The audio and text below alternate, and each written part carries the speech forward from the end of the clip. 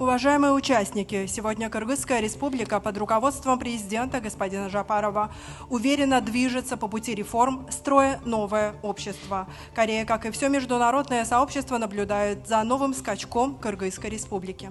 С каждым днем интерес граждан наших стран друг к другу становится все больше. Кыргызская республика, которую называют Альпами в Центральной Азии, среди корейцев стала страной, которую обязательно они хотят посетить.